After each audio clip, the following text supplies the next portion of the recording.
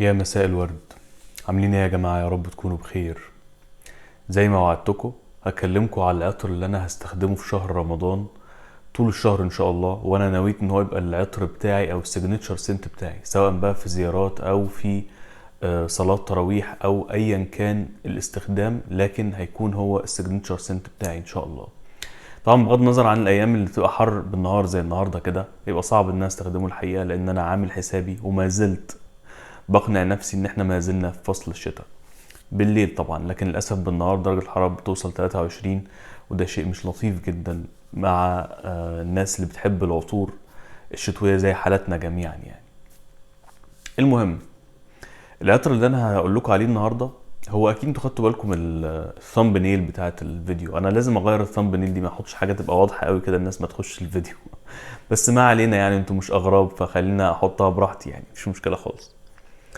المهم، العطر انا اتاخرت جدا ان اشتريه، وانا بعترف بده، لان العطر ده بصراحه كان زمان عايز اجيبه اول ما نزل. هو ما نزلش من زمان قوي يعني، هو من كام سنه، وكنت عايز اجيبه بصراحه، لكن كان بيمنعني كذا حاجه، اهمها ان هو سعره عالي قوي.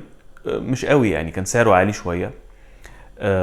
تانيها ان هو كان عطر عود، يعني حسب ما قيل عطر عود تقيل، عطر عود عجوز شوية، يعني كبير في السن مش لأي حد. طبعا انا راجل مش شاب، انا عندي 40 سنة، لكن في نفس الوقت يعني بيقولوا ان هو عايز سن 60 فما فوق. والحقيقة ده خلاني حتى اخاف ان انا اجربه، او ممكن جربته مرة سريعا وخلاص يعني. لكن بصراحة قررت ان انا هجيبه في رمضان ده، ولما رحت جربته تاني واديت له فرصة، حسيت ان هو لا، انا ذوقي العطر اتغير، والعطر ده لازم يكون عندي. العطر هو أسطورة العربية العود، العود الأزرق. طبعا أنا جبت الحجم الصغير ده لأن أنتوا عارفين إن أنا أصلا بحب الأحجام الصغيرة. 50 مللي أنا شايف إن هم كافيين جدا، خصوصا مع عطر زي ده. العطر يا جماعة باختصار شديد هو عبارة عن عود. سيبك بقى من حته ان هو كلمه الازرق ولا مش الازرق، معرفش ليه بصراحه سمي العود الازرق او ايه الغرض يعني، لكن اسم ممكن يوحي لك ان هو عود مع نوتات مائيه او نوتات بحريه، لكن هو ما فيهوش اي ريحه النوتات المائيه خالص يعني. بالعكس، العود اللي فيه عود ديرتي شويه، عود حيواني شويه، بس هو مش هيظهر لك في البدايه كده. هو الاول يعني بيضحك عليك شويه، وبعد كده بيظهر بقى جماله وتقله في القاعده بتاعته. خلينا نشوف مع بعض.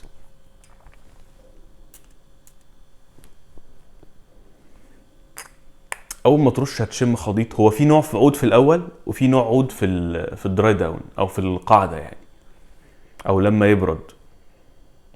ايه الفرق بينهم؟ انا ما اعرفش بصراحه، لاني ما افهمش قوي في انواع الاعواد، فمش حابب ان انا افتي يعني.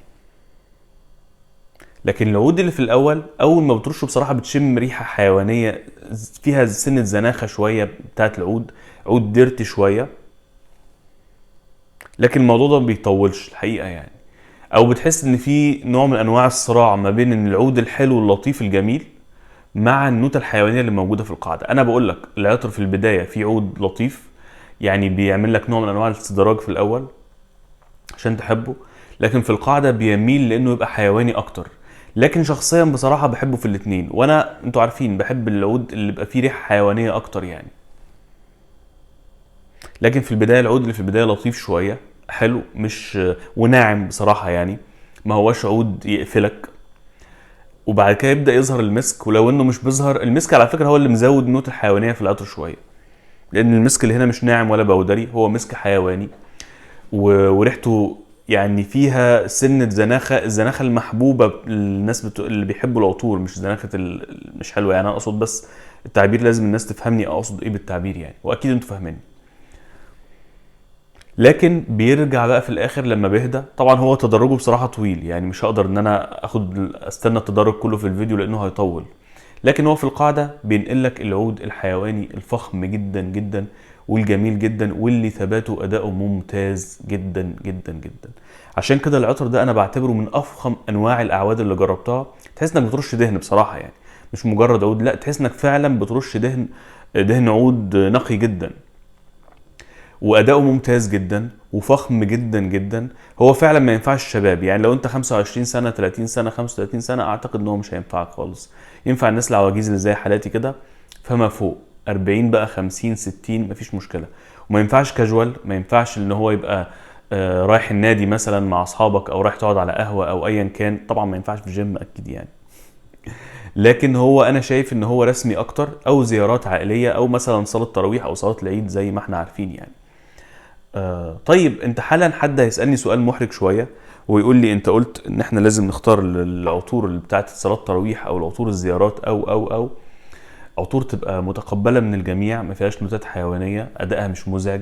فانت ازاي اخترت واحد ممكن يبقى مش متقبل من ناس كتير لان هو عود، في نوتة حيوانية فممكن يبقى منفر لناس كتير، وفي نفس الوقت ممكن يبقى صاخب شوية في الأداء؟ فأنت إزاي اخترت حاجة زي كده؟ أنا أقول لك يا سيدي، الحقيقة أنا هرش العود أو العود الأزرق ده في الأوقات اللي هكون رايح فيها قابل ناس أنا عارف إن هم مش هيتضايقوا من العطر، أو في صلاة التراويح مثلا، لأن صلاة التراويح عادي يعني الناس أصلا كلها بتبقى حاطة أعواد وحاجات زي كده، وفي النهاية مبقاش قوي يعني. لكن في الاوقات التانية اللي انا هستخدمه فيها، اللي انا رايح اقابل فيها ناس مالهمش في العود خالص، انا قررت ان انا اوظفه بشكل مختلف تماما. ازاي؟ انا اخترت 4 عطور تانيين هعمله لايرنج معاهم، كل مرة مع حاجة منهم، طبعا ساعات لوحده وساعات مع حاجات منهم يعني، بحيث يبقى انا كأني عندي 5 عطور لشهر رمضان، القاعدة بتاعتهم او البيز او اللاعب الاساسي فيهم هو العود الازرق. طيب تعالوا بقى نشوف او نتعرف على بقية العطور اللي هتبقى الممثل المساعد للعود الازرق في رمضان بالنسبة لي. اول واحد بصراحة لما تتكلم على العود يبقى هيجي في بالك على طول اي نوتات شرقية، هيجي في بالك على طول العنبر، فهاخد معاه عنبر سلطان من سيرجي لوتان او سيرجي لوتنز، معرفش نطقها كده صح ولا غلط.